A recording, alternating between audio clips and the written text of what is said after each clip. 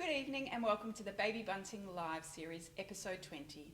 I'm Elise and tonight I've got with me Belinda Joyce, a maternal and child health nurse and midwife. So we're going to be helping you tonight preparing for the birth, tips and tricks to getting everything ready for your hospital stay and also coming home with your little one. So if you've got any questions throughout the session, please jump onto our Facebook Live series and in the comments pop your questions down so that Belinda will be able to answer them at the end of the session. So Belinda, welcome to Baby Bunting and to our live series. Thank you and I for guess having me. if you wouldn't mind just giving us a little bit of background about yourself and what brought you to this position today. Well, I'm very passionate about new parents and babies and really helping parents find their pathway to parenthood, giving them lots of options and suggestions and safe, evidence-based information. I've also written a book called Survive and Enjoy Your Baby, and I run a blog and also a free online mothers group. And I guess with that, all that knowledge, how long have you been in the nursing field for? Been over 20 years now, so it has been quite a while. That's fantastic. So I guess everyone out there, if you've got questions, we've got the expert here who can answer those and just help you at this point in time where you may not be able to get into your maternal child health nurse and able to have those face-to-face conversations. So let's start with the beginning. So they're preparing for their new little baby to come. What equipment should the parents have ready for when they bring their little one home from hospital? So there's some really essential equipment. Obviously a cot is a really great option. You need a safe place to sleep your baby. Some people do prefer a bassinet just in those early weeks as well. A car seat so that you can get around, and often a pram is also a really great idea. There's heaps of other things as well, but they're just the bare essentials to kind of get you going. And I think that's it, having it, the main core items ready to go, that then once you feel that they need those extra things, you can then get those as that little one grows and develops and you feel that they'll assist you in that, in your future months and things and then you really know what you're looking for and what you want, and you get to look at everyone else's things too. And that's a big thing. Ask your friends and family what they like, what's helped them. Absolutely. And ask the midwife in the hospital, what can assist me with this? Yeah. So what can pregnant mums do in the last few weeks before their whole world changes? In those last few weeks, it's a really special time. It's a great time for mums to really prepare and do some self-care. Self-care is so important, and really getting ready for labour or a caesarean birth. This is the time that you've got to yourself. So getting as much sleep as you can, eating a really well-balanced diet as much as you can, with some treats as well. And also, if you're wanting to use meditation or guided imagery or deep breathing or any of those things in labour, this is a really great time to practice that, and it's also really great for your mental health to be doing those things. So just treating yourself really well. Yeah. And I think that's what it's about. It's looking after yourself as well. So what could pregnant mum pack for her labour? What are some of the little tips that you can give them in order to get them through while they're at the hospital? So it's really important to check with your hospital what's already provided. So lots of hospitals have some of the things that you might want, but anything that you know you really want to use in labour, it's great to take it with you. Make up a little bag. So if you're wanting to use massage oil and say some aromatherapy oils, put them in your bag. If you're wanting to use any apps on your phone, make sure you've got a phone charger. Also, comfortable clothes, really comfortable, stretchy clothes are great, and make sure they fit and that you can labour really comfortably in them. If you're wanting to, even just warm socks and lip balm and, a great water bottle, those kinds of things. And lollipops are a great little energy boost as well. They can be really handy too. So anything that you think you're going to really want, make sure you've got it with you, because you can't go out looking for it once you're in labour. And that's it. It's really about having it at your fingertips, Yes. right there and then.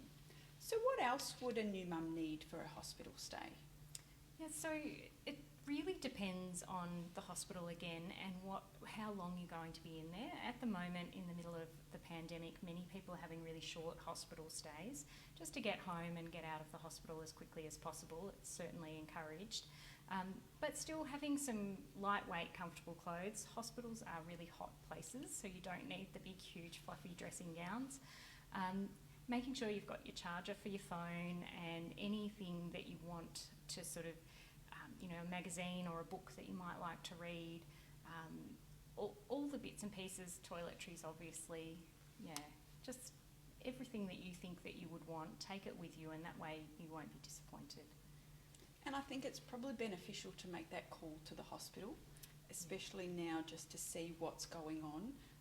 What do they provide? What can I expect at this point in time? Because things are changing every day. They are, and some things are changing really quickly. So it is good to just check in with your hospital.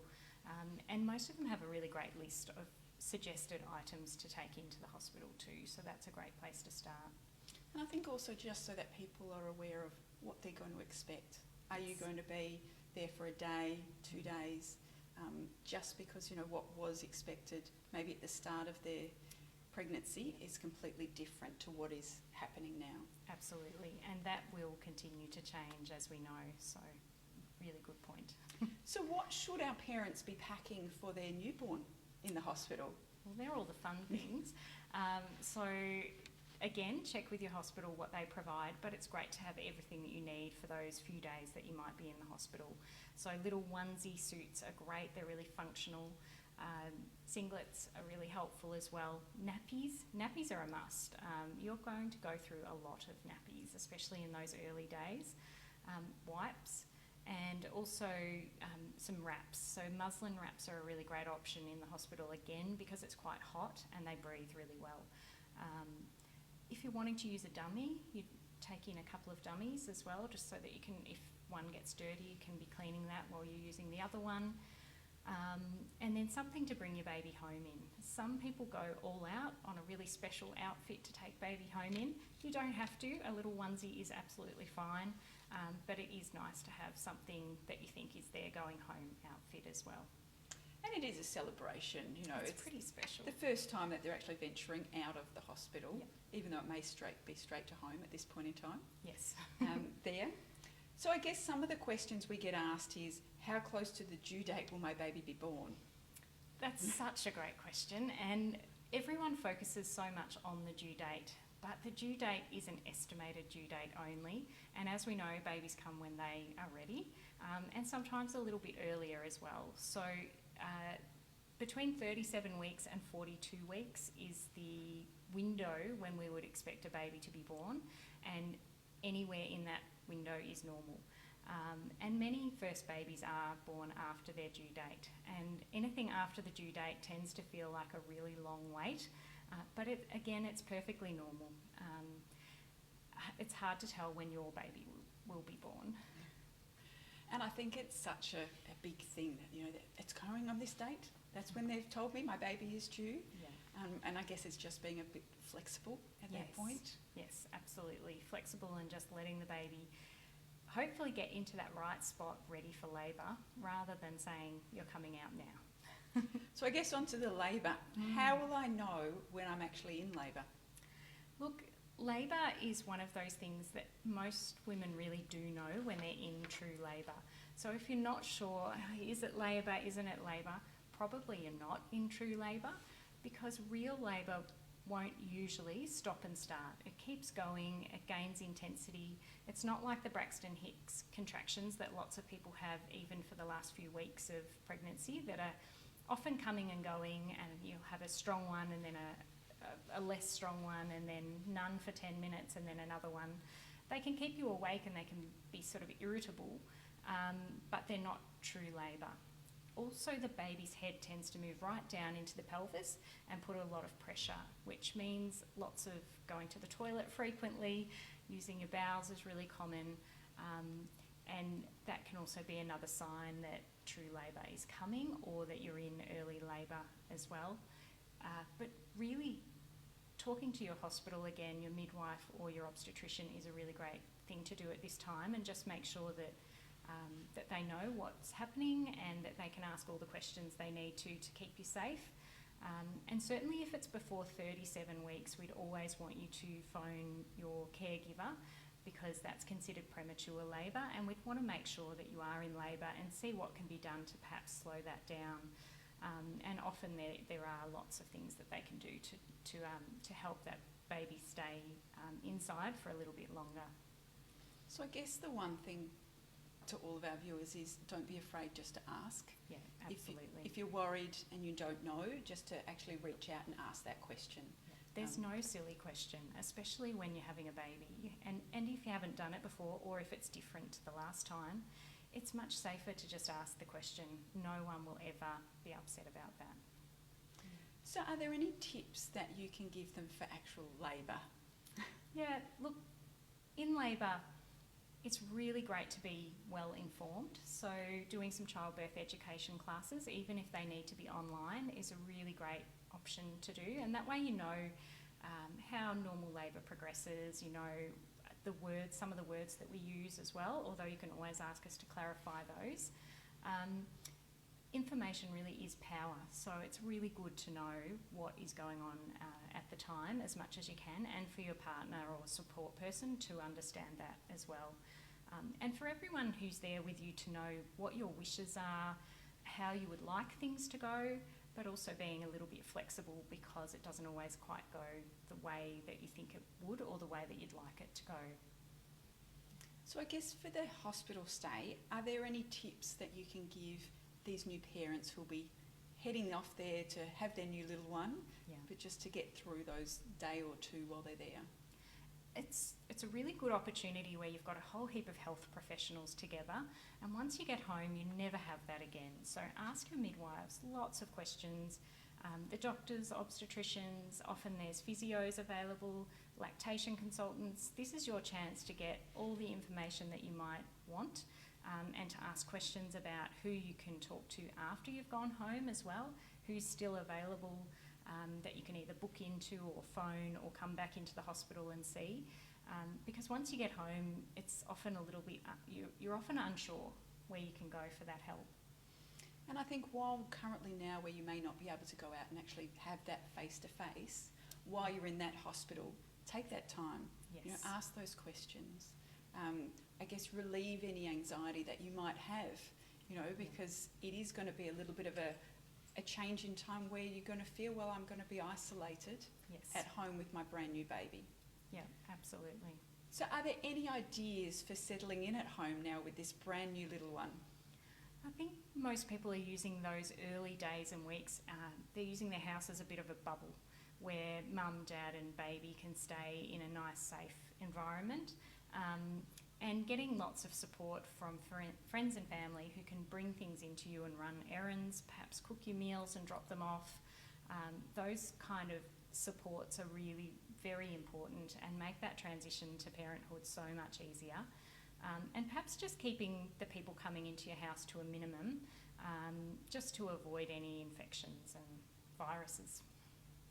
And I think that's such a concerning time for all of our friends and families and all of our visitors here, just to know that, you know, they have got a precious little one, and to just be mindful of what they're wanting to do. Absolutely. And every family is treating that a little bit differently, as is everyone, I think.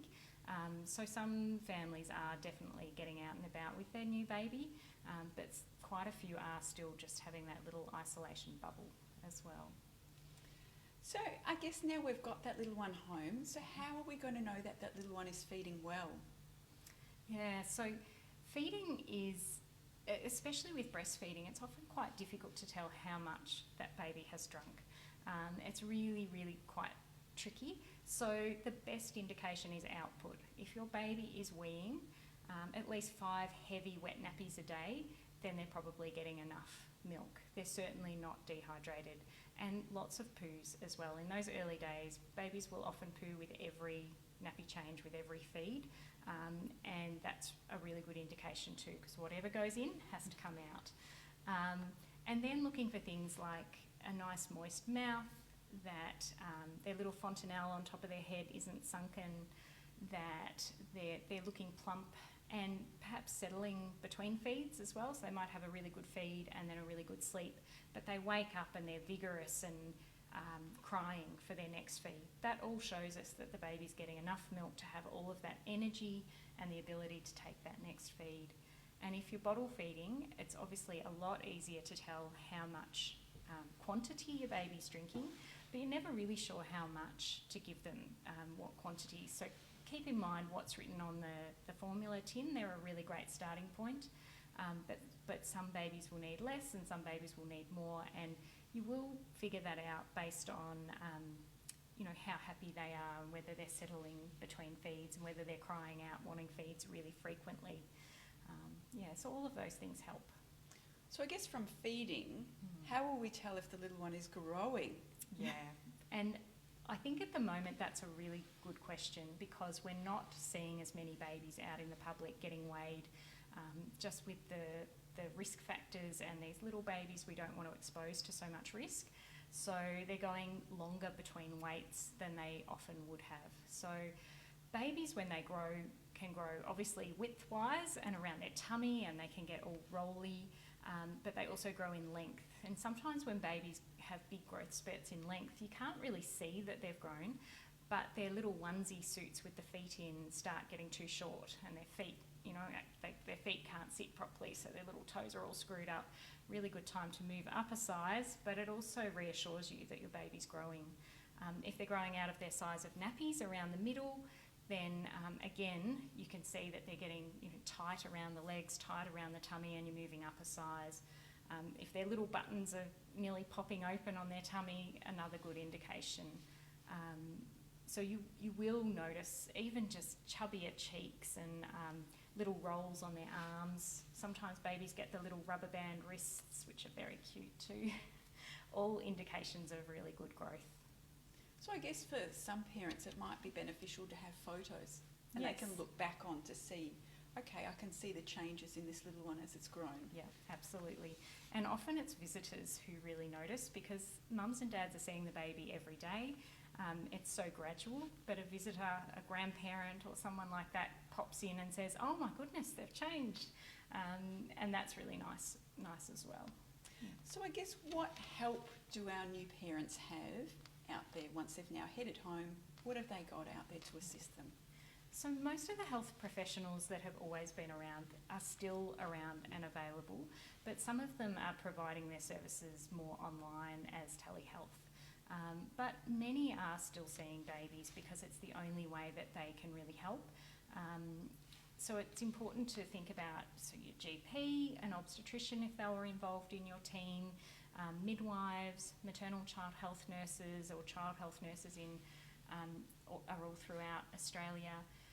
And then we've got lactation consultants and physios. They are all still there. You just might need to do a little bit more research to find out how to access their services. But please still ask. Don't just think they're not there. They're all still working. So I guess a lot of people will always say, I went to a mother's group or a parents group. How do they get in contact with those? Yeah. So there's a few different options. In Victoria, we have the Maternal Child Health Service, and every first-time parent is invited into a first-time parent group. So that's mums and dads. And then and in each state, it's a little bit different, run a little bit differently. There's also quite a few groups that run with sort of more like a playgroup type model that might be through a church group or another organisation. And quite a few online mothers groups have actually popped up during the pandemic, so that mums and dads can stay at home and still get that a bit of community and support and face-to-face with other parents. So that's why I've started my online free mothers group, just to really support those new parents who are feeling quite isolated and really stressed without that support. And I think that's invaluable that, they've got someone who's an expert, but also someone who's the other parents who are going through it. Yeah. Because often it's that group who can actually get you through some of the toughest times that occur. It is, and the responses I've had from the parents is it was just so nice to see that other parents are doing this on their own as well. And even though they knew there were other parents out there doing that, actually seeing them and hearing them made all the difference. So I guess we're just going to jump over to Nat to see if we've got any questions from our audience tonight. So Nat. So Lindsay on Facebook has asked, is there a standard list of things that hospitals would provide, or will it vary from hospital to hospital? It absolutely does vary from hospital to hospital, so you do need to check with your hospital. Some of them will provide, some of the nappies for the baby, or wraps and those kinds of things, and some of them really do expect you to bring everything in yourself. And likewise with labour, some hospitals have, balls and mats and all sorts of different equipment, and some hospitals don't like to share those between patients because they're very difficult to clean. So it is something you'll have to go back to the hospital on, sorry. And Nesh on Instagram has asked, is it safe to use a pillow for a baby? No. Pillows are a great decoration, and certainly children and adults love having a pillow and wouldn't be able to sleep without a pillow in most instances, but for a baby it's much safer for them to just be completely flat in the cot, and until they move out of a cot there's really no need. Dominique on Instagram has asked if you have any tips that mums can do while they're in the hospital to establish a good milk supply. Ooh, frequent breastfeeding is the best way to establish a good milk supply. The receptors are actually laid down in those initial days, so we want the baby to be able to go to the breast and feed as often as they're looking for it. And if they're not looking for it very often, hand expressing in the early days, and your midwives can teach you how to do that, and then moving on to a pump, just to try and make sure that those receptors do get laid down and you get a really good milk supply. Well, I wanted to thank you so much for coming out here and giving that advice to our viewers. It's been invaluable, so thank you. My pleasure. And I wanted to thank everyone for watching, so please keep a lookout for our next Baby Bunting Live series. If you do have any questions, you can still just keep popping them up there so that they can be answered. But thank you everyone, and please stay safe, and we'll see you again at Baby Bunting soon. Bye-bye.